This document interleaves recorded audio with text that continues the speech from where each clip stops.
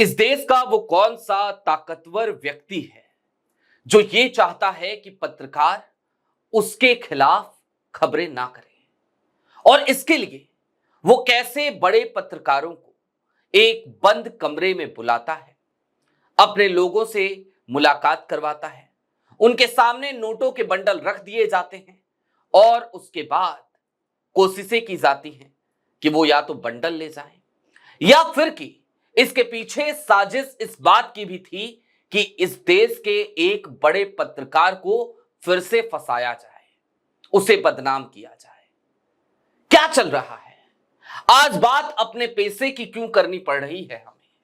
क्यों आज सहाफत को लेकर हमें सवाल उठाने पड़ रहे हैं? इस देश के वो कौन से पत्रकार हैं जो गोदी मीडिया का हिस्सा नहीं है, जिन पर इस देश की वो जनता जो जिंदा दिमाग रखती है, बड़ा भरोसा करती है, लेकिन फिर भी वो मैनेज हो चुके हैं और लोगों से ये कहते फिरते हैं कि फलाने कीवर्ड सप्रेस हो गया है। सारी बातें जरा विस्तार से करने की जरूरत है। नमस्कार, मैं स्वप्निल, आप न्यूज स्ट्रीट देख रहे हैं। दोस्तों, ये बात कोई आज कल परसों की नहीं है, ये सिलसिला लंबे समय से चल रहा है और इतने लंबे समय से चल रहा है कि कई चीजें तो आपकी आंखों के सामने हुई लेकिन आपको नजर नहीं आई।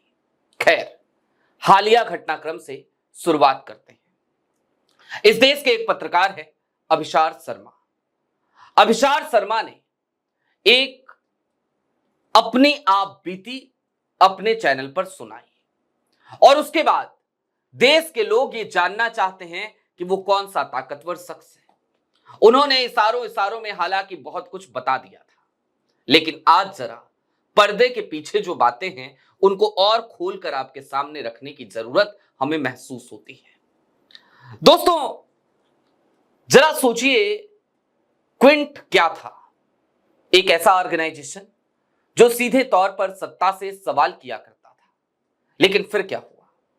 क्विंट, रेड, क्या हुआ? याद कीजिए एनडीटीवी के साथ कैसे एनडीटीवी धीरे धीरे कर्ज के दलदल में फंसने के बाद एक खास समूह के पास चला गया। और आज की तारीख में जरा संक्षेप में जान लीजिए अभिशार के साथ क्या हुआ। अभिशार शर्मा इस देश की मीडिया का एक जाना पहचाना चेहरा, एक जमाने का चमकता सितारा टीवी स्क्रीन का, लेकिन फिर माहौल ऐसा बना, हालात ऐसे पैदा हुए कि अभिशार शर्मा को टेलीविजन की स्क्रीन छोड़नी पड़ी। डिजिटल पर आए, बेहतरीन काम कर रहे हैं, अच्छा काम कर रहे हैं, लेकिन अभिशार शर्मा के साथ बीते कुछ दिनों में बहुत कुछ हुआ है और हालिया दिनों में जो हुआ वो तो बेहद चौंकाता है। अभिशार के पास किसी की कॉल आती है, एक ऐसे व्यक्ति की जिनको वो पहले से जानते हैं। वो व्यक्ति उनसे मिलने के लिए कहता है, अभिशार मिलने की सहमति दे देते हैं, दोनों की मुलाकात तय होती है। अभिशार ये कहते हैं कि किसी रेस्टोरेंट में मिलेंगे। जाहिर सी बात है, कोई भी व्यक्ति यही चाहेगा कि अगर उसकी मुलाकात हो भी तो किसी पब्लिक प्लेस पर हो, लेकिन अभिशार को इंसिस्ट इस बात के लिए किया जाता है कि किसी रेस्टोरेंट में नहीं मिलते। हमारा एक लाउंज है एक क्लब में, तो वहां आइए, वहां मुलाकात करेंगे। उस लाउंज में अभिशार शर्मा पहुंचते हैं, मुलाकात होती है उस क्लब के लाउंज में। और जब मुलाकात होती है और अभिशार शर्मा मिलने क्यों जाते हैं, उसके पीछे भी वजह है, क्योंकि जिस शख्स से वो मिलने जा रहे हैं उसको तकरीबन वो 20 सालों से जानते हैं। और इसके साथ ही साथ अभिशार को यह भी पता है कि जिस शख्स से उनकी मुलाकात हो रही है वो शख्स एक ऐसे ऑर्गेनाइजेशन के लिए काम करता है जिस ऑर्गेनाइजेशन को काफी परेशानियों का सामना करना पड़ा है, इसलिए अभिशार वहां जाते हैं। लेकिन जैसे ही अभिशार वहां पहुंचते हैं, उस व्यक्ति से मिलते हैं, वहां बैठते हैं, उनकी गलतफहमी दूर हो जाती है, क्योंकि उनके हाथों में एक विजिटिंग कार्ड थमा दिया जाता है और उस विजिटिंग कार्ड पर कुछ और लिखा होता है, किसी और समूह का नाम, किसी और ग्रुप का नाम, और फिर अभिसार को बताया जाता है कि अब हमने बॉस बदल लिया है, हमारे बॉस ये हैं। और इस देश में दो ऐसे पत्रकार हैं, वो व्यक्ति ये कहता है, दो ऐसे पत्रकार हैं जो हमसे मैनेज नहीं हो पा रहे, बाकी हर पत्रकार को हमने मैनेज कर लिया है। वो दो पत्रकारों का नाम लेता है, एक अभिसार शर्मा का, एक रवीश कुमार का।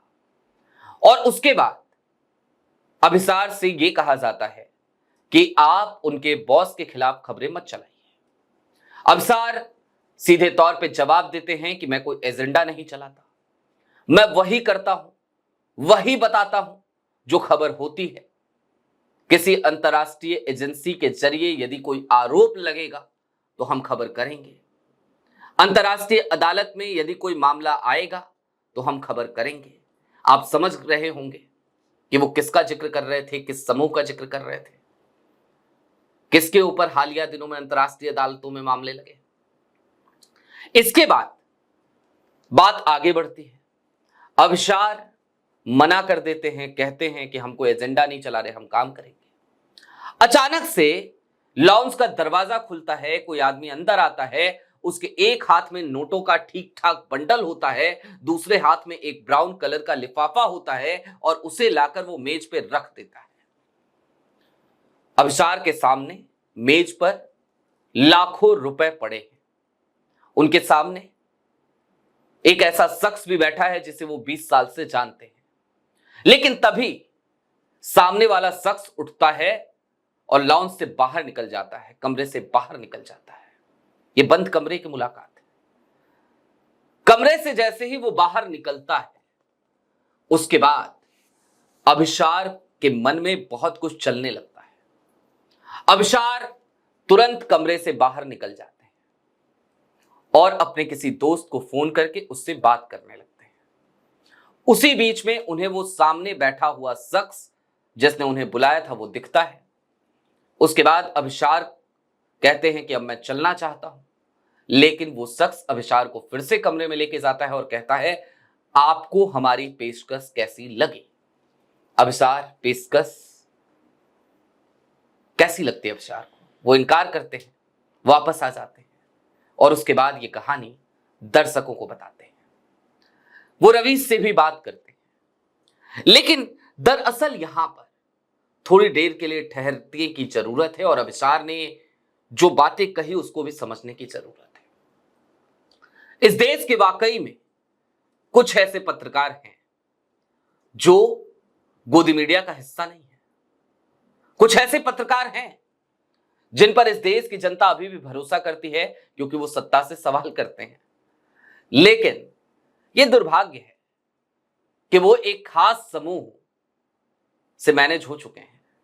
एक समूह का नाम तो हमने खुलकर के ले लिया था, पुराना एक हमारा चैनल चला करता था मुद्दा, उस पर भी, और काफी चैनलों पर उसके बारे में खूब बातें हुई थी। लेकिन आज की तारीख में भी वो ताकतवर ग्रुप, वो ताकतवर समूह जिन पत्रकारों को मैनेज कर चुका है, जिनको नहीं मैनेज कर पाया उनके साथ इस तरीके की हरकतें करना चाहता है। अभिसार और रवीश दोनों को इस बात की आशंका है, दोनों को इस बात का संदेह है कि उन्हें रिश्वत दे के तो नहीं खरीदा जा सकता। ये बात वो सामने वाला शख्स भी जानता था, लिहाजा वो नोटों के बंडल वहां इसलिए पहुंचे थे ताकि उन नोटों के बंडल के साथ अभिसार को फंसाया जा सके। जरा सोचिए, इस देश में सत्ता से सवाल तो लोग करते ही हैं, लेकिन अब एक ताकतवर समूह ऐसा भी है जो ताकतवर समूह इस तरीके से लोगों की जबानें बंद कराना चाहता है। और कौन है वो ताकतवर समूह? इशारों में ही बताऊंगा, लेकिन आप सब समझ जाएंगे। ये वही ताकतवर समूह है जिस समूह को लेकर लोग ये कहा करते हैं कि भाई आज देश के जो प्रधान सेवक हैं उनके अच्छे मित्र हैं। ये वही ताकतवर समूह है जिस पर अमेरिकी अदालत में मुकदमेबाजी हुई। ये वही ताकतवर समूह है जिसके ऊपर रिश्वत देने के आरोप लगे। ये वही ताकतवर समूह है जिसके पास एक एक करके कई कंपनियां धीरे धीरे चली जाती हैं।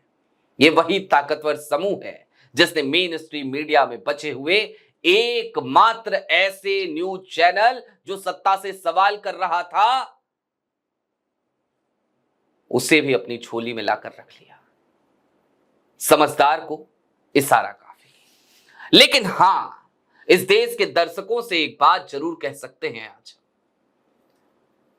इस देश में आज भी ऐसे पत्रकारों की कोई कमी नहीं, ऐसे हौसले वाले लोगों की कोई कमी नहीं जो लोग इस ताकतवर समूह से सवाल कर सकें।